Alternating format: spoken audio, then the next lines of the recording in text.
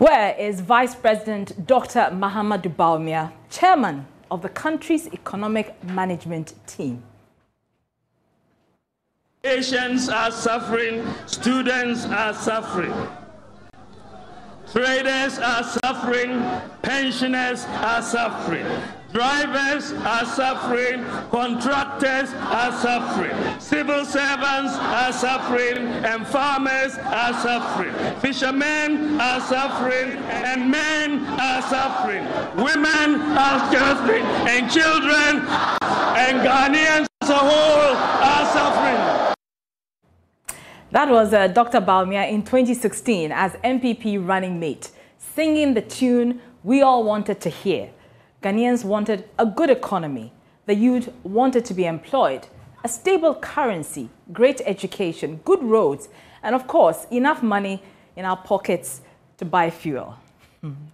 So Dr. Bawumia got us all excited. And you remember his memorable quote?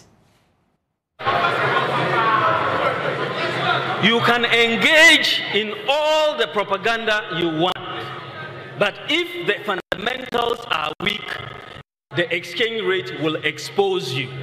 You will recall that I stated in 2014 that if the fundamentals are weak, the exchange rate will expose you. That was true then, and it is true now. It is true now. Well, when the NPP won power, he made another firm declaration. You have seen a stability return to the exchange rate. In fact, for the year, the city has appreciated in value. When we came in, it was run. We have arrested it. and the IGP has the keys. He's locked it up. We've arrested it. But as you and I can attest, the city has broken jail. Importers are crying. Prices of spare parts are up. And to add insult to injury, fuel prices are up.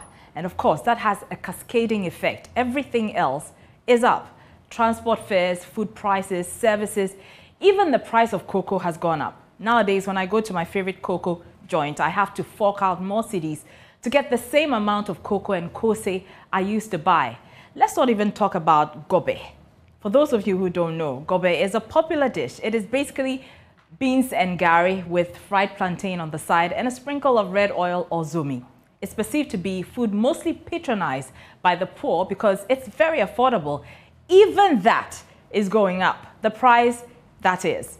We are in an economic crisis, no doubt about it. Dr. Bawumia promised us a stable currency. He told us the previous administration was incompetent. We believed him because things were not looking up at that time. People say that John Mahama is a nice man. Oh yes, he may be a nice man, but he's a nice man who you give the economy. Very soon you cannot get teacher training allowance. You cannot get nursing training allowance. You cannot pay your children's school fees. You cannot get a job to do. Agriculture will be declining. Electricity prices will be going up. Is this the sort of nice man we want?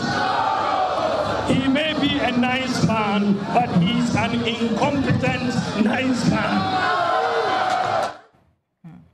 So, given our current situation, would you say that this is the competence that we signed up for?